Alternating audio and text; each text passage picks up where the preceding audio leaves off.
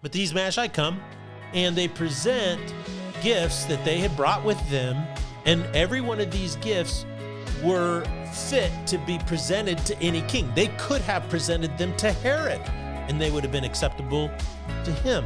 But they saved them for the new king of the Jews. So what is their significance, all right? Matthew 2:11 tells us that.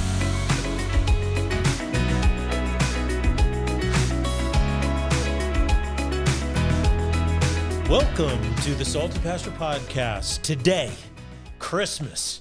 How the beloved holiday in Western civilization is becoming the source of cultural consternation. Don't you love that little phraseology? I thought that was kind of fun.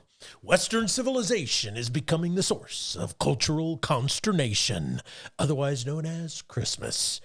Like never before, what we celebrate is being questioned, redefined, reinterpreted to the point if you want to enjoy a basic, traditional holiday season, you are now considered an irrational, religious nut who believes in fairy tales, and you're propagating a patriarchal colonization, white privilege ceremony on the hurting masses. Well, how much of that is true? How much is Christmas simply an adaptation of pagan rituals, a combination of myths? Is it mythology gone overboard? Is it a cultural phenomena designed to oppress people and propagate some particular ethnic race? We are in our series called Ideologies Matter, and this is the week heading up to Christmas, one of my favorite times of the year. So I thought, what better time than to talk about Christmas on our series, Ideologies That Matter. I am your salty pastor, and our purpose of this podcast is to coach you up in your faith, and that basically means helping you learn to think for yourself, develop your critical thinking skills, know what you believe and why you believe it. I think that's a very important thing because people who think for themselves need to know, they want to know if what they believe is tangible, if it's real, if it's been tested, vetted, verifiable, if it's rational, reasonable. This is not a refutation of faith, exploring all of these things. This is the foundation of faith.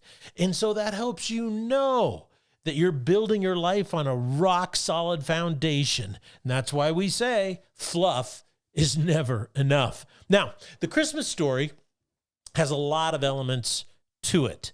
And it's criticized and people call it mythologized. A lot of our celebrations are said to be taken from ancient pagan rituals. One of the most particular, though, areas of consternation, there's that word again, consternation, the most controversial element of the Christmas story is the Magi, or the wise men from the east. So I thought, let's start off this podcast. Let's read the account. It's in Matthew chapter 2, verses 1 through 12. And we're going to read them. And then once we get done, we are going to talk a little bit about what is so controversial about it. Okay? Let's begin. Chapter 2, verse 1, the gospel according to Matthew. Now, after Jesus was born in Bethlehem of Judea in the days of Herod the king, behold, Magi from the east arrived in Jerusalem, saying, now it's pronounced Magi, and it's technically a caste of wise men specializing in astrology, medicine, natural sciences. So these were the scientists and the engineers of the day, but they predominantly understood the stars. And it wasn't necessarily astrology as you think today, where you have signs and it defines your personality and you can predict what's going to happen to you in a day and all that kind of stuff. What this was is predominantly a study of the stars for navigation, because they didn't have compasses back then at that time. So it's really important to understand how to read the stars if you were going to navigate anywhere, okay? And that's what these men were specialists in. Verse 2, let's pick up where we left off. Where is he who has been born King of the Jews? For we saw his star in the east and have come to worship him. And when Herod the king heard it, he was troubled, and all Jerusalem with him. And gathering together all the chief priests, the scribes of the people, he began to inquire of them where the Messiah was to be born. And they said to him, well, in Bethlehem of Judea, for so it has been written by the prophet. And you, Bethlehem, land of Judah, are by no means least among the leaders of Judah. For out of you shall come forth a ruler who will shepherd my people Israel. Then Herod secretly called the Magi and ascertained from them the time the star appeared. And he said to them, he sent them to Bethlehem and said, go and make careful search for the child. And when you have found him, report to me that I too may come to and worship him. And having heard the king, they went their way. And lo, the star which they had seen in the east went on before them until it came and stood over where the child was. Now, what's interesting about this is if they were in the east and they saw the star, and the star then travels over Jerusalem area. Jerusalem is north of Bethlehem. So then they travel down south. And so then a lot of people have criticized it because they say, well, then the star would have to move west again in order for them to be able to follow it to Bethlehem. And this is astronomically impossible. We'll get into that in just a moment, okay? Well, he goes on to say, and when they saw the star, they rejoiced exceedingly with a great joy. And they came into the house and saw the child with Mary, his mother. And they fell down and worshiped him. And opening their treasures, they presented to him gifts of gold, frankincense, and myrrh. And having been warned by God in a dream not to return to Herod, they departed for their own country by another way. Now, as we pointed out earlier, the Magi were a class of people who focused on stargazing. And they would use stars to navigate, which was their primary purpose. However, they would also use them to help interpret dreams. They would help them use them for the purpose of discovery and mythology. And so the stars took on more than just navigational points for them to navigate, but also a certain mythology about them. That's important to understand. Now, why would they seek out Jesus in particular? Well, they say in the text that they saw the star stating to them that he was the king of the Jews. Now, I think it's important to understand Matthew is getting at something particularly specific. And the reason why is because Matthew wrote his gospel to Jewish people, scribes, Pharisees, and so forth, to convince them that Jesus was actually the prophesied Messiah, okay? And the scribes and the Pharisees, even as you see in verse 5, they knew where the Messiah was to be born. And so it is kind of a contrast that's going on here that Matthew is getting at. The scribes and Pharisees knew all the scriptures, but they missed his birth, whereas the Magi, reading the signs in the sky, navigated and found Jesus. They traveled a great distance to see the birth of this new king because the signs to them were plain as a day, pun intended. Now, I think one of the things that's important to understand about that simple principle right there is Matthew is pointing out, be careful of a preconceived ideology. And that is the scribes and Pharisees were so locked in, they had myopia that they couldn't even go down to Bethlehem and see. They were too afraid or they were too tunnel visioned to that. But men outside of this particular culture, this specific oppressive ideology, were able to read the signs, follow them, and discover the birth of Christ. Now, what star caused them to believe that Jesus was the King of the Jews? Well, according to Frederick Larson, there are 9 qualities of Bethlehem star. He did a deep dive on this, did a bunch of research, and this is some of the things that came from the culture at that time that they believed, and it's a philosophical construct through which they would interpret all of the events around them. Just like we have one today, they had one then. And here's what he discovered. Number one, in their culture, a star, particularly bright stars, signified birth. It also signified kingship. So that's why they said, we want the birth of the king. So it said those two things. It was related to the Jewish nation. The star rose in the east, and King Herod had not been aware of it. But it appeared at an exact time, and it endured over a period of time as the Magi followed it.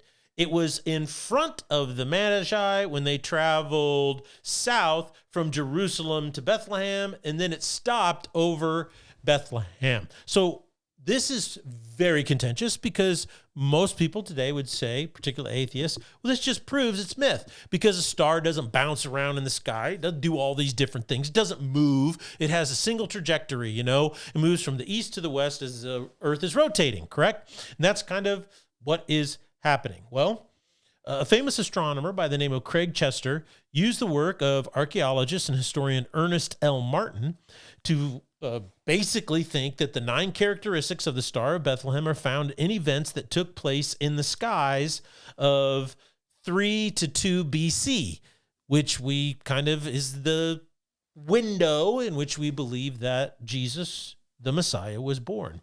So what exactly does he point out? Well, he points out that there was a triple conjunction of Jupiter, called the King Star, with the fixed star Regulus. The brightest star in the constellation of Leo, or Lion, is part of the, they would use the stars, like connect dots, and they would draw various creatures, and this was the lion creature. Since it is the brightest, it is known as the lion's heart. According to our star charts, this event started in September of 3 BC. By June of 2 BC, 9 months later, Jupiter had continued moving in its orbit around the sun and appeared in close conjunction with Venus in June of 2 BC. Okay, so they could have easily seen this in 3 BC and then in 2 BC. They could have followed it, and then it reconvenes. In Hebrew, remember, Matthew is a Jewish Levite writing his gospel to convince his fellow Jews that Jesus is the prophesied Messiah. Jupiter is called Sedek, meaning righteousness. Also a term used for the Messiah. Now, because the planet Venus represents love and fertility, astrologers would have viewed the close conjunction of Jupiter and Venus in 2 BC as indicating a coming new king of Israel. And Herod would have taken them seriously, which we know that he did, because he ordered them to return and tell him where he found this so-called baby being born, this new king. Now, astronomers David Reinecke independently found the June 2nd BC planetary conjunction and noted it would have appeared as a bright beacon of light. And according to Chester, the disks of Jupiter and Venus would have appeared to touch, and there had not been as close as a Venus-Jupiter conjunction since then. So, this is the factual research that has been done, confirmed in star charts, with specific astronomical events that are provable, why scholars believe that Jesus was born sometime in June. Now, many people would say, well, then why in the world do we celebrate Christmas in December? Well, verse 9, it says, after they heard the king, or they went on their way, this is after Herod told them what to do, and the star they had seen when it rose went ahead of them until it stopped over the place where the child was. And when they saw the star, they were overjoyed. Now, Jupiter then continued to move and then stopped in its apparent retrograde motion on December 25th, right, of 2nd BC or 2 BC over the town of Bethlehem. Now, how in the world is that possible?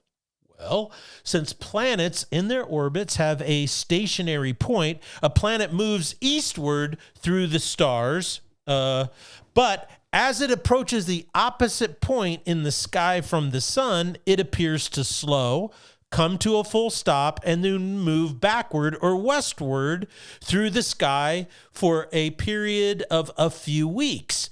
Again, it slows, it stops, and then it resumes its westward course, says Chester. And the date of December 25th that Jupiter appeared to stop while in retrograde motion took place in the season of Hanukkah and is the date later chosen to be the celebration of Christmas. This is why we celebrate it on December 25th. It has nothing to do with the pagan festival of the sun god called Saturnalia.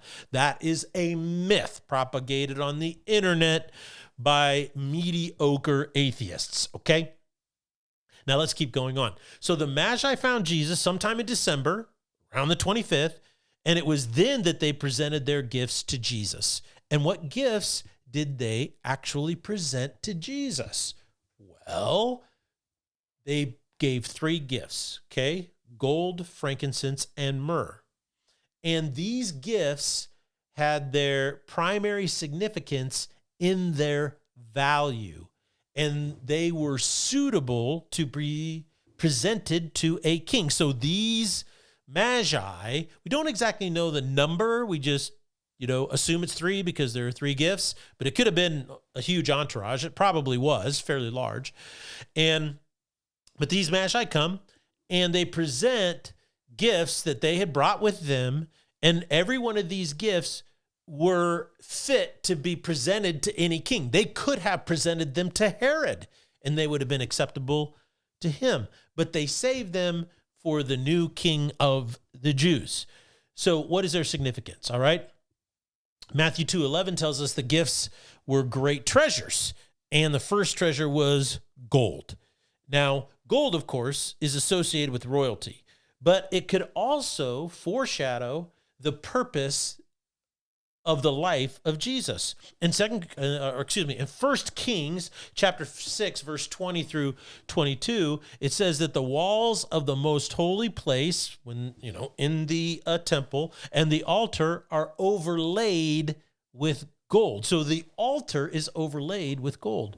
Frankincense was part of ceremonial worship of any deity. This gift underscores the belief of the Magi that the newborn king carried a claim of deity.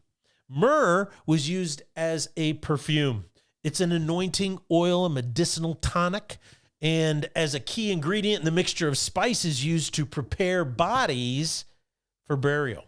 In John chapter 19, verses 39 through 40, this is where they prepared the body of Christ for burial with unique spices. Well, those spices would have included myrrh. And perhaps the giving of this gift indicated not only the humanity of Jesus, but also the manner in which he would save his people, that he would die, give his life for them. Isn't that interesting how Matthew is tying this all together very specifically? So, what is the main biblical principle that we're going to learn here? Well, number one, the main principle we learn from the Magi is that Christians celebrate Christmas for the sole purpose of knowing Jesus. Christmas is all about Jesus. The point of the holiday is not to pursue culture, virtues, fun, new experiences, love, glad tidings, or joy. All of these beautiful and wonderful things are a fruit, or they are a symptom of pursuing Jesus.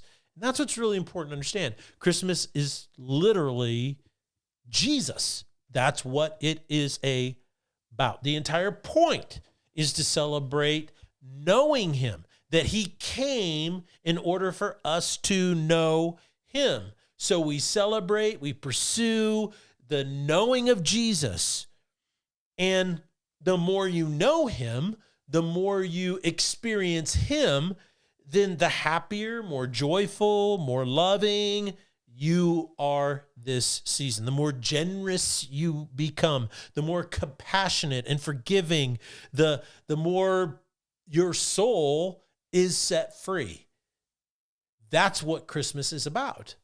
And so I think what's so interesting is that if you get rid of Jesus, there is no Christmas. It becomes a hollow and empty celebration. And that's what I think is so disturbing in today's society. There is a move to remove Jesus from the celebration. I was just recently listening to an interview with Richard Dawkins. Now, Richard Dawkins is a famous atheist, and he's written, The God Delusion, a number of other books about how God doesn't exist.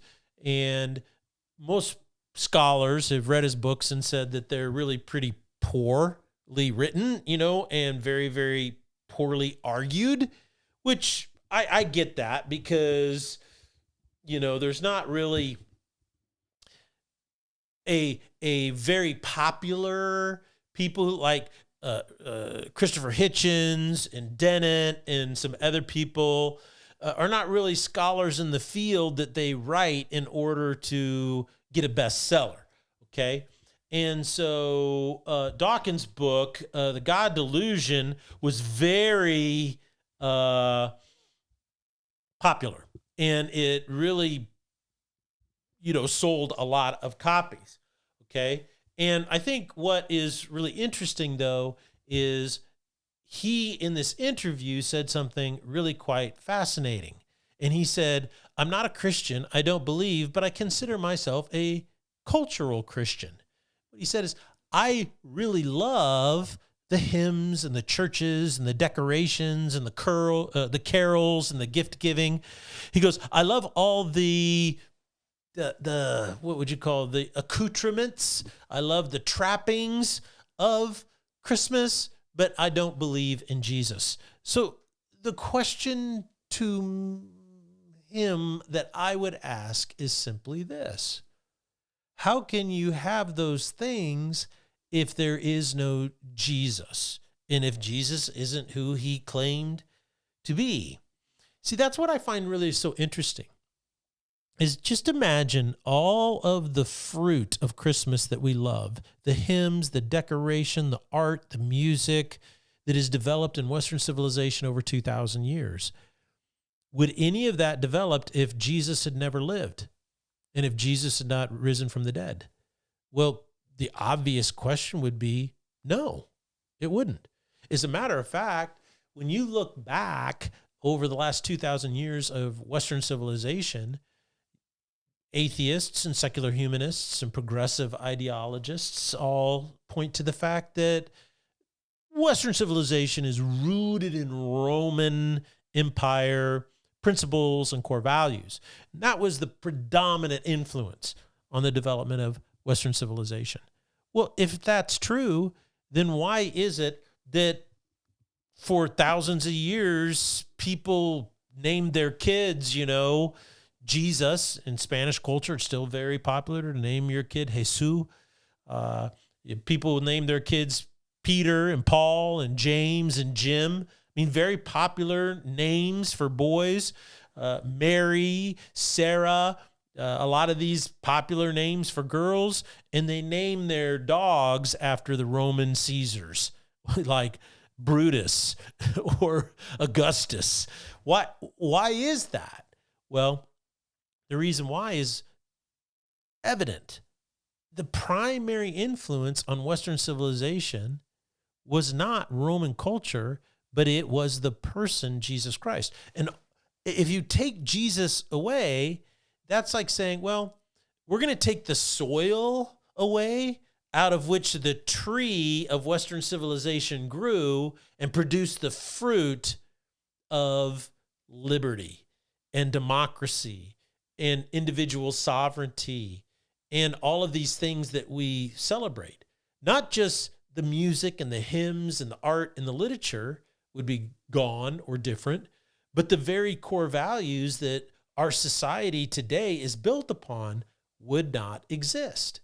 So I think the attempt to remove Jesus from Christmas is incredibly destructive, because it basically hollows out all the ceremonies. It not only hollows out the ceremonies and the spirit of the holiday, it removes the reason, significance, meaning, and purpose for celebrating them.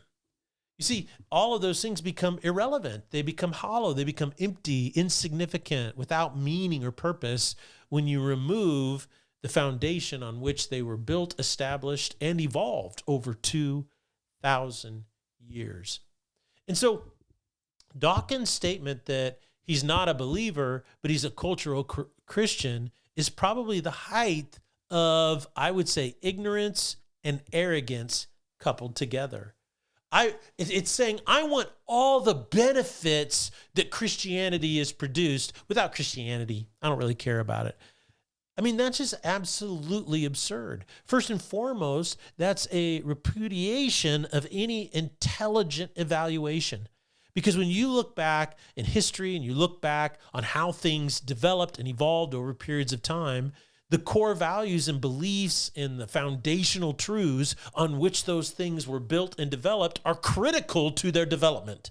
Absolutely critical. Otherwise, you end up with a culture, a society that is radically different. I mean, just compare Western values to Eastern values. Compare Western values today in America and the values of Islamic nations today.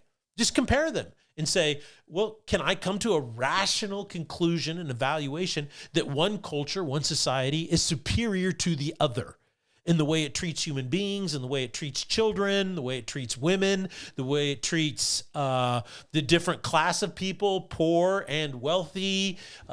Are people subjects of society, or are they citizens? These are very important questions to be able to answer. And these things would not have developed if there was no Jesus in Western civilization. And so you can't say, I love the music, I just don't like what they point to. That just doesn't make any sense at all, because without what they are built upon, the music would never exist. Now, what we're going to do next week, in the next podcast, is we're going to dig into all of the efforts to try to get Jesus out and the ideologies that are pushing those things. So I would really love for you to come back on Thursday, and we're going to dig into that. In the meantime, if you would be so kind to become part of the Salty Pastor crew. It's not hard. Just go over to our YouTube channel, The Salty Pastor, and you like and subscribe. Just like and subscribe. Our subscriptions are growing and people are getting more involved. Our downloads for the podcast through Apple Podcasts and on through Google are going up. We're also on Spotify. You can go there and listen to us there. You can also go back and look at any of the over 450 episodes of The Salty Pastor on the website. You can scan through them and you can look them up by topic if you would like to go into a deeper study of anything that we've discussed. Also, you could become a regular supporter of the Salty Pastor ministry. And what that does is that allows us to continue to broadcast this podcast and break into new markets. So if you are a regular supporter, shout out to you. If you'd like to become one, just go to the website, click on that donate button, and you can become a regular donor, a regular supporter of this ministry. It's completely independent. It's standalone. It's not affiliated with anybody anymore. So you and I together, the Salty crew, we can go out there. We can help more people know what they believe and why they believe it. We can help people be rooted in their faith so that ideologies cannot disrupt them. And also, if you're a parent and you're raising middle schoolers and teenagers, then you can listen to the Salty Pastor together and debate with your kids what these principles and these things actually mean.